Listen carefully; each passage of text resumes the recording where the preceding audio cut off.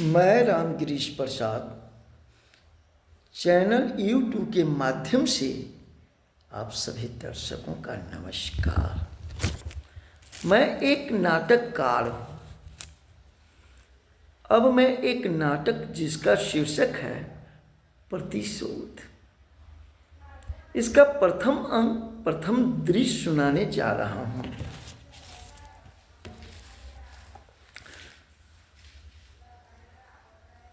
स्थान झोपड़ी, झुमरू का घर।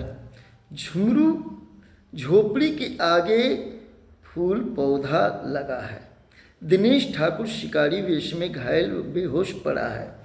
दीपा एक कलश लिए फूल पौधों में पानी देने के लिए प्रवेश करती है। दीपा, हे भगवान, यह मैं क्या देख रही हूँ? किसी की हिम्मत नहीं जो इस वीरान जंगल में आ सके। यह युवक तो घायल अवस्था में पड़ा लगता है। शायद किसी शेर ने इस पर हमला किया है। यह तो बेहोश पड़ा है। अच्छा, इसे होश में लाने की कोशिश करती हूँ। कलश से पानी लेकर छींटा मारती है। दिनेश ठाकुर धीरे धीरे आंखें खोलता है। कौन है आप? ठहरो, मैं अभी दवा लाती हूँ। जंगली जड़ी बूटियों का लेप लगा दूंगी तो घाव धीरे धीरे भर जाएंगे। दीपा झोपड़ी में जाती है और दवा लेकर आती है। फिर घावों पर लेप लगाती है।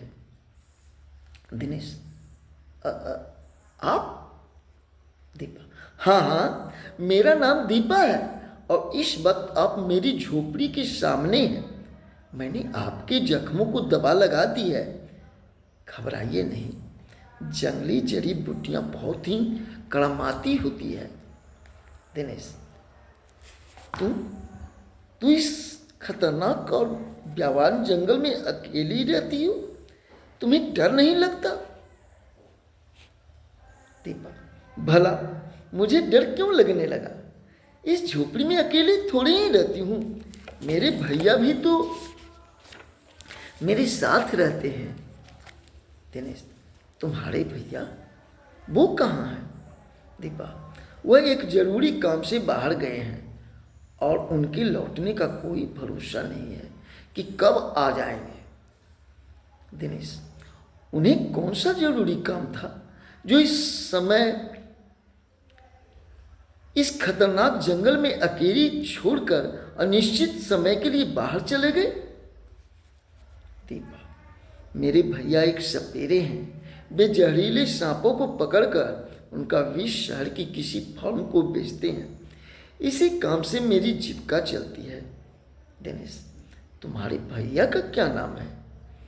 दीपा, मेरे भैया का नाम झुमरू है।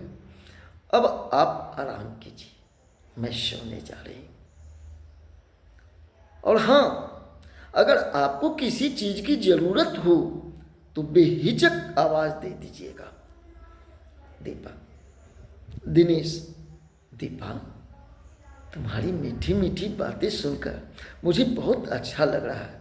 इस जंगल की तुम खुशबू हो दीपा। दीपा, आपने मेरे बारे में तो सब कुछ पूछ लिया, लेकिन अपने बारे में अभी तक कुछ नहीं बताया। दिनेश, तुमने ठाकुर रंजीत सिंह के बारे में सुना है दीपा? दीपा, भला उन्हें कौन नहीं जानता? दिनेश, मैं उन्हीं रंजीत सिंह का एक लौता बेटा हूँ और मेरा नाम दिनेश ठाकुर है। दीपा, तब तो आप एक ठाकुर खानदान के?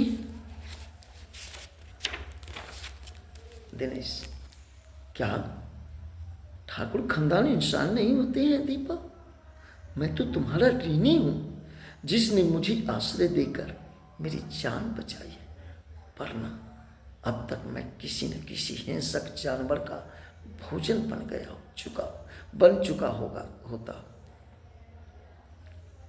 दीपा, आप ऋणी कहकर दीपा को नीचा न गिराएं छोटे ठाकुर। यह तो मेरा कर्तव्य है जिसे मैंने निभाया। दीपा सपेरा जाति की है, लेकिन दिल का बहुत ही विशाल है। दिनेश, एक बात पूछूं दीपा? बुरा तो नहीं मानोगी? दीपा, मैं क्यों बुरा मानने लगी? दिनेश, तुम्हारी सेवा भाव से मैं गदगद हो चुका हूँ। सच कहूँ तो मुझे तुमसे मोहब्बत हो गया है। दीपा, मोहब्बत करना तो आसान है छोटे ठाकुर, लेकिन निभा पाना उतना ही कठिन। दिनेश, जिसका प्यार सच्चा हो वह निभाने में कोई कसर नहीं छोड़ता है। मैंने प्यार किया है वह वन देवी से, जिसे पाकर मेरा हृदय उस मजदूर की तरह हो गया है जिसे कोयले की खान में हीरा मिल गया हो। हाँ दीपा, मेरा जीवन तुम्हारे बगैर अधूरा है। मैं इस फूल की कली को अपने घर की शोभा बनाऊंगा। छोटे ठाकुर, ना जाने आज मेरे मन की दशा भी क्यों आपकी ओर आकर्षित है। मैंने लाखों जुबकों को देखा है, सभी सूखे पेड़ों की तरह लगा, परंतु आज ऐसा लग रहा है कि प्रभु का करिश्मा ही है जो हम दोनों को इस रूप में मिलन हो रहा है। दिनेश, तो देखते क्या हो दीपा, तुम मेरे समीप आओ और मेरी अंधकारमय रात्रि को अपनी चांद रूपी चांदनी से प्रकाशमय कर दो। हाँ दीपा, मैं शायद तुम्हारे बगैर जी न सकूंगा। तुम ही मेरी दुनिया, तुम ही मेरी आत्मा की सितारा, तुम ही मेरी जिंदगी हो दीपा, तुम ही मेरी जिंदगी हो।